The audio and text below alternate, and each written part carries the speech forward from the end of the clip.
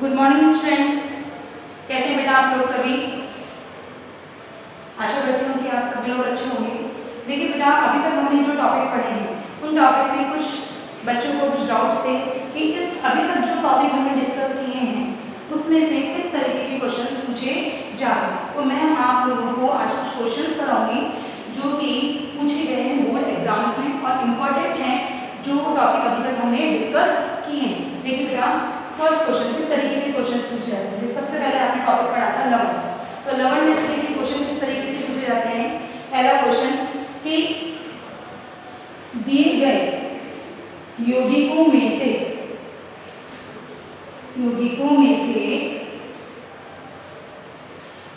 साधारण लवण, द्विक लवण व संकुल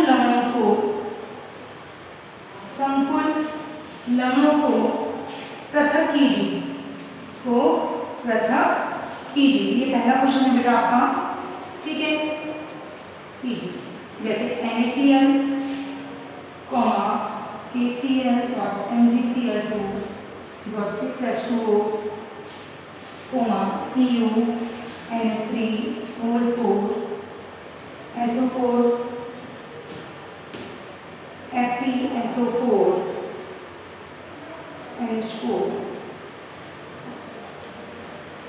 SO4.6H2 FeSO4 NH4 का होल ट्वाइस SO4.6H2। देखिए बेटा, ये दिए हुए हैं यौगिक, इनमें से हमें साधारण लवण, द्विक लवण और संकुल लवणों को पृथक करना है। देखिए बेटा, सबसे पहले है आपका NaCl क्या है? साधारण लवण। क्यों है साधारण लवण? यह है साधारण लवण। क्यों? क्योंकि साधारण लवण वो होते हैं जो कि एक अम्ल और एक क्षार से मिलकर बने होते हैं।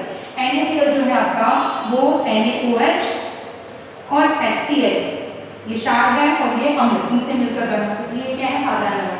दूसरा है कार्नियालाइट, मैंने आपको बताया था, ये आपका क्या है? द्विक लवण है। क्या है बेटा? द्विक लवण। क्यों है? क्योंकि दो लवणों से मिलकर बना है, पहला KCl और दूसरा MgCl, तो ये क्या है आपका? द्विक लवण। यह है आपका संकुल लवण। क्यों है ये संकुल लवण? क्योंकि ये विलयन में वियोजित होकर एक संकुल आयन देते हैं, यानी जैसे आप इसे डिसोशिएट करोगे तो ये देगा CuNH3O4 2 + SO4 - 2, ये संकुल लवण देगा। इसी कारण ये क्या है? संकुल लवण। क्या देगा? संकुल आयन देगा विलयन में, इसलिए क्या है? संकुल लवण। अगला है हमारा मोहन लवण, इसका नाम क्या है? मोहन लवण। FeSO4 NH2 का होल ट्वाइस SO4.6H2। ये भी आपके दो लवणों से मिलकर बना है, फेरस सल्फेट और दूसरा अमोनियम सल्फेट, तो ये भी क्या है आपका? द्विक लवण। ओके बेटा, तो लवण में से इस तरीके के क्वेश्चन पूछे जाते हैं। इसके अलावा ये भी पूछा जा सकता है कि दो उदाहरण दीजिए साधारण लवण के, द्विक लवण के और संकुल लवण के, ठीक है। उसके बाद हम बात करते हैं अगले क्वेश्चन की।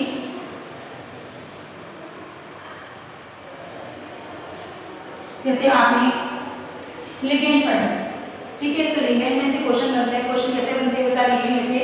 कि जैसे क्वेश्चन बनता है आपका, आपने पढ़ा था EDTA4-, तो EDTA4- का पूरा नाम व संरचना सूत्र लिखिए। संरचना सूत्र लिखिए। देखिए बेटा, EDTA इथाइलिन डाइएमीन टेट्रा एसीटेटो, ये है पूरा नाम इसका। इथाइलिन डाइएमीन, ई से टेट्रा, ए से एसीटेटो। ओ क्यों लगाया? क्योंकि ये कौन सा लिगेंड है हमारा? नेगेटिव चार्ज प्रेजेंट है, नाभिशिक लिगेंड है ये हमारा, ठीक है। देखिए अब इसकी संरचना देखिए। इथाइलिन, ये हो गया इथाइलिन, डाइएमीन 2 ये लो, ठीक है। एसीटेटो 4 एसीटेट ग्रुप जोड़ने हैं हमें, देखिए 4 acetate, CH2 C double bond O minus, CH2 C double bond O minus, ये आप पहले भी पढ़ चुके हैं। CH2 C double bond O minus, CH2 C double bond O minus, ठीक है बेटा। तो इस तरीके से यहाँ पे 4 आवेश प्रेजेंट है, तो आवेश लिखना है यहाँ पे -4, ठीक है। और कितने आपके 1 2 3 4 5 6 दाता परमाणु है तो षड्दंतुक लिगेंड है आपका, ठीक है बेटा। और आपके क्वेश्चन पूछे जाते हैं, जैसे अगला क्वेश्चन है द्विदंतुक लिगेंड के 2 उदाहरण दीजिए। कैसे क्वेश्चन पूछे जा सकते हैं, द्विदंतुक लिगेंड के 2 उदाहरण दीजिए। द्विदंतुक लिगेंड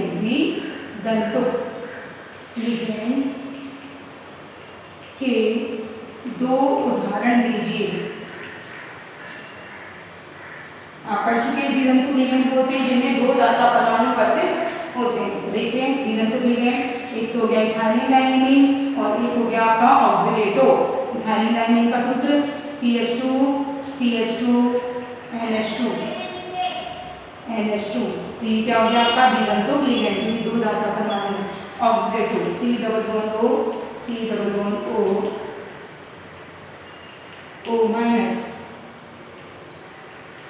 ये क्या हो गया आपका ऑक्सीलेटो। 2 दाता परमाणु हैं इनमें आपके पास में, तो ये हो गए द्विदंतुक लिगेंड के उदाहरण। अगला क्वेश्चन पूछा जाता है, जैसे उभयदंतुक लिगेंड किसे कहते हैं, उदाहरण दीजिए।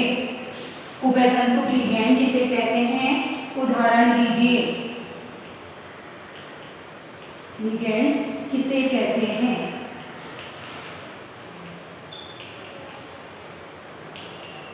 उदाहरण दीजिए। देखिए बेटा, उभयदंतुक लिगेंड वह लिगेंड होते हैं जिनमें 2 दाता परमाणु उपस्थित होते हैं, लेकिन एक बार में केवल एक ही दाता परमाणु क्या करेगा, बंध बनाएगा। वह लिगेंड क्या कहलाते हैं, उभयदंतुक लिगेंड। जैसे उदाहरण देखिए इधर C++N साइनाइड, ठीक है आपका साइनाइड। अब यहाँ पे इस ग्रुप के अंदर कार्बन नाइट्रोजन दोनों ही है, लेकिन यहाँ पर अभी बंध कौन बनाएगा, नाइट्रोजन। लेकिन अगर ये आइसोसाइनाइड हो जाए, ठीक है, तो यहाँ बंध कौन बनाएगा, कार्बन। ये साइनाइडो, ये आइसोसाइनाइड, ठीक है बेटा, साइनाइडो और आइसोसाइनाइड। तो यहाँ कार्बन और नाइट्रोजन दोनों बंध बना सकते हैं। जैसे और उदाहरण देखिए, ये है यहाँ पे नाइट्रोजन बंध बनाएगा तो N-Nitro, और अगर ऑक्सीजन बंध बनाता है तो O-Nitro, ठीक है। तो यहाँ पे नाइट्रोजन ऑक्सीजन दोनों दाता परमाणु है, लेकिन एक बार में केवल एक ही परमाणु बंध बनाएगा। तो यह है आपके उभयदंतुक लिगेंडों के उदाहरण। आगे बेटा समझ में। अब जैसे क्वेश्चन पूछा जाता है कि कीलेट वलय और कीलेट यौगिकों से आप क्या समझते हैं। कीलेट वलय व कीलेट यौगिकों से आप क्या समझते हैं, तो क्या समझते हैं।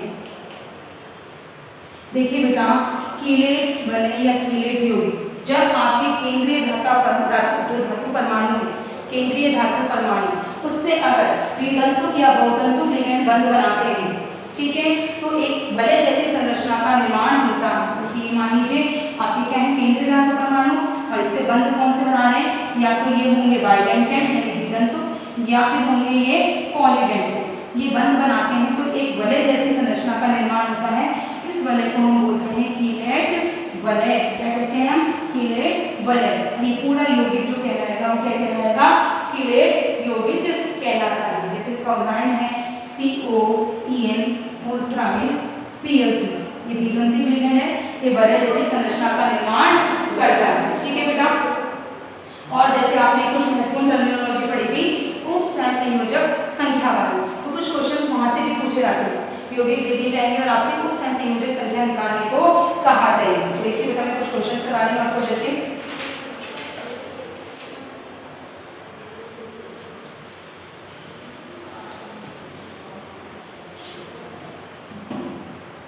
क्वेश्चन आता है, निम्नलिखित यौगिकों में उप सहसंयोजक संख्या ज्ञात कीजिए। निम्नलिखित यौगिकों में उप सहसंयोजक संख्या ज्ञात कीजिए। उप सहसंयोजक संख्या ज्ञात कीजिए।